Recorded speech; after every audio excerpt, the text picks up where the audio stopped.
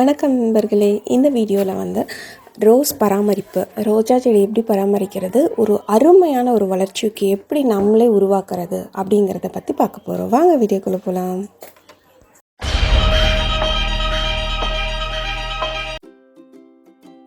இந்த வளர்ச்சிக்கு நம்ம செடிக்கு கொடுக்குறங்காட்டி என்ன பயன் அப்படின்னு பார்த்தீங்கன்னா, சின்ன சின்னதாக பூக்கிற பூக்கள் வந்து நிறையா பூக்கும். அண்ட் மோரோவர் செடிகளில் நிறைய மொட்டுக்கள் வைக்கும். நமக்கு எல்லா நாளுமே பூ கிடைக்கும், கண்டினியூஸாக பூ இருக்குது. நமக்கு இப்போ ஒரு 3 தொட்டி அல்லது 2 தொட்டி ரோஸ் தொட்டி இருக்குது அப்படின்னா, நம்ம இதை செஞ்சு வாரத்துக்கு ஒரு முறை 2 முறை அந்த மாதிரி நம்ம கொடுத்துட்ருக்கோம். அப்படிங்கிறப்போ நிறைய மொட்டுக்கள் வைக்கும், ஆட்டோமேட்டிக்கலி நிறையா பூ இருக்கும். அண்ட் பூவில் வந்து அந்த எதில்கள் வந்து நிறையா காணப்படும். ரெண்டாவது கலர் டார்க்காக இருக்கும். இந்த மாதிரி எல்லா விஷயங்களும் வந்துட்டு நமக்கு கிடைக்கும். இந்த வீடியோவிலே பார்த்தீங்கன்னா, நான் அந்த செடியில் ஃபஸ்ட்டு இருந்ததுக்கும் ரெண்டாவது ஒரு 10 நாளில் அதோட க்ரோத் எப்படி மாறுது அப்படிங்கிறது எல்லா விஷயமே இதில் இருக்கும். நம்ம பாருங்கள்.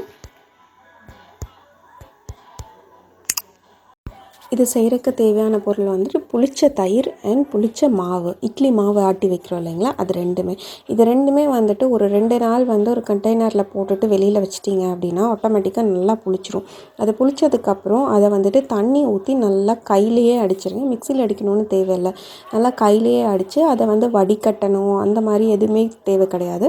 இதை வந்துட்டு நம்ம ஸ்ப்ரே பாட்டிலில் யூஸ் பண்ணி இலையில ஸ்ப்ரே பண்ணுறதை விட எப்படி பண்ணால் எஃபெக்டிவாக இருக்கும் அப்படின்னா, இதை வந்து மண்ணோட அடிக்கு, அதாவது அடியில் கிளறி விட்டுட்டு, மண் இருக்குது இல்லைங்களா, அந்த மண்ணை நல்லா கிளறி விட்டுட்டு அதை வந்து கீழே ஊற்றி விட்டாலே போதுமானது. மேலே ஸ்ப்ரே கொடுக்கணும்னு அவசியம் கிடையாது.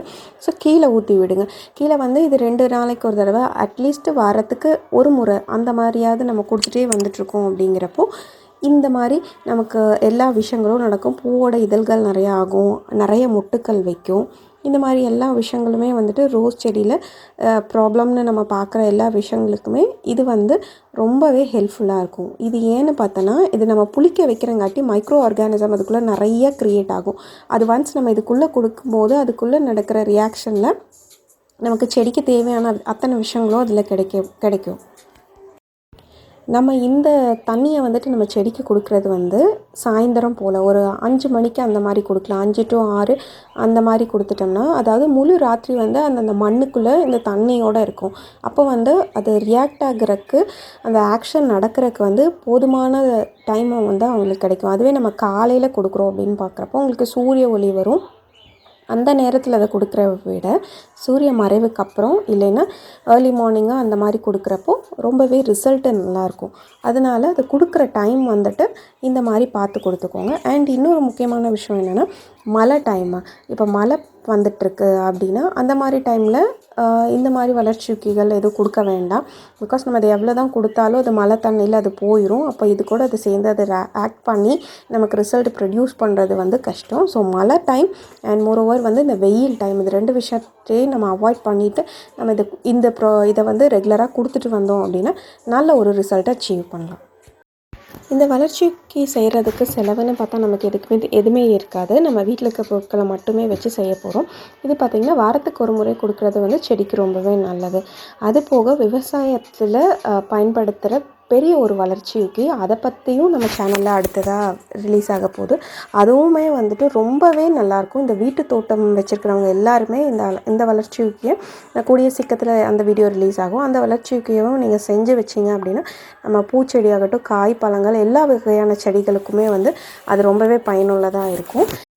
இந்த வளர்ச்சி ஊக்கியை நான் பயன்படுத்தி ஒரு 10 to 15 நாளைக்குள்ளே இந்த செடியோட வளர்ச்சி பார்த்திங்கன்னா இதுதான் கண்கூட நீங்கள் பார்க்கலாம். எவ்வளோ தண்டுகள் வந்து எவ்வளோ பூக்கள் பூக்குது. இந்த மாதிரி தான் நமக்கு கண்டினியூஸாக பூக்களும் சரி மொட்டுக்களும் சரி செடியில் எப்போவுமே இருந்துகிட்டே இருக்கும். இதே போல் இதை சுலபமாக செஞ்சு பயன்படுத்துங்க, 2வது பயனடைங்க. இந்த வீடியோ உங்களுக்கு பிடிச்சிருந்துச்சுன்னா பெரிய ஒரு லைக் பண்ணுங்கள், உங்கள் ஃப்ரெண்ட்ஸ் அண்ட் ஃபேமிலி மெம்பர்ஸ்க்கு ஷேர் பண்ணுங்கள். அண்ட் நம்ம சேனலை சப்ஸ்கிரைப் பண்ண மறந்துடாதீங்க. தேங்க்ஸ் ஃபார் வாட்சிங்.